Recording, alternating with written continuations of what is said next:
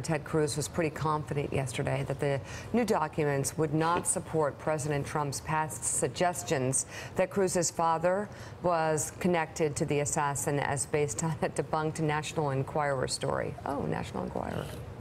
Are you confident that the release of the JFK files will vindicate your father? I look forward to seeing what's in the files, and you know, politics is a strange process. There are ludicrous claims, and then there are claims that go beyond ludicrous, and this one falls into the latter category. We have something in common with Ted Cruz. Okay, during a visit to Geneva, this is great, Secretary of State Rex Tillerson saw a statue of two people curled up in a ball, and he could relate to that. Take a look.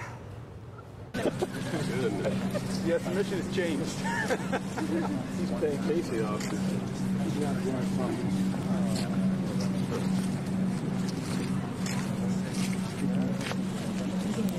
Yeah, it's, some days I feel like I need to do that. Throw up the ball. What are you talking about? We are reassessing our views of Secretary of State Tillerson. We like Rex Tillerson. We have all decided we like Rex Tillerson very much. Yeah, we're shallow. Yeah, we are. No, we always have. And I don't like the way he's been treated. He hasn't been given a staff. He's been given no ability to do his job. He's been undercut, cut off at the knees, as Bob Corker would. But it's ridiculous what has happened in the State Department. Can I go back to Cruz for a second? You know, Joe, I know you were very close with your dad, as I was, and our dads are deceased.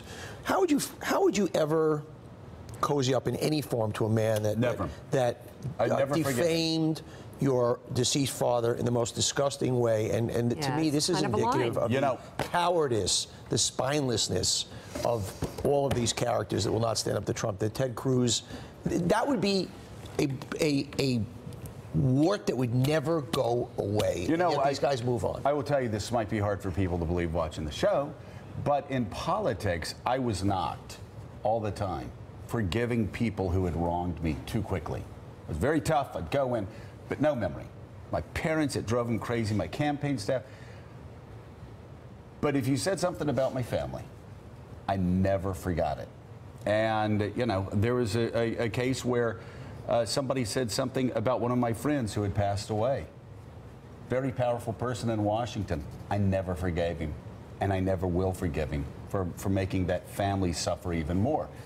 Ted Cruz's wife was insulted several times by Donald Trump on the campaign trail. His father was attacked on the campaign trail. He probably doesn't forgive him. That's why people don't like politics, because it's like it's not real. In his heart, I don't think he forgives him. But that's the point. What kind of man are you that you then can just show one face? As you know, to me, that's it. As a man, to your point, as a human being, you mess with my family. I don't move on from that. As a man, as a woman, as anybody, if you insult a spouse, a loved one, I think everybody, or man, woman, everybody would be fiercely angry and defensive about that.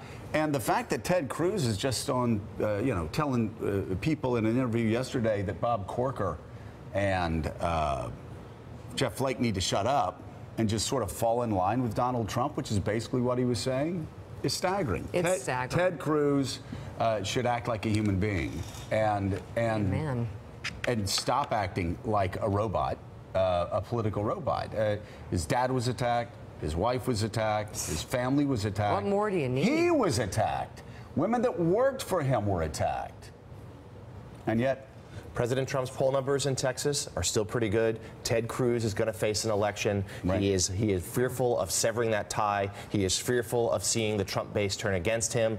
And for those cynical, so are you saying that his poll numbers are more important to him than his wife and his father? I'm not going to speak for the senator, but that would be just kind of robotic and sad. There's a political calculation behind everything a senator, not just Ted Cruz, but any senator would say. He is clearly, at least for now, willing to put up with the personal and political insults in order to try to safeguard his future in the Senate. If Donald Trump has taught politicians anything, positive, we're going to find something positive to say about Donald Trump today, so maybe you can open your eyes and smile. If Donald Trump has taught politicians and political writers anything, it should be that it's okay to go against the grain, right? Yeah. It's okay to not blindly fall poll numbers. It's welcomed. Donald Trump is at 2, 3, 4%, was never going to win, and he defied expectations because he didn't play by the rules. Right. Right. So what do you think Ted Cruz should do? I don't know how to get into his head, and I wish I could, but he's not going to do the right thing. Thanks for checking out MSNBC on YouTube, and make sure you subscribe to stay up to date on the day's biggest stories. And you can click on any of the videos around us to watch more from Morning Joe and MSNBC. Thanks so much for watching.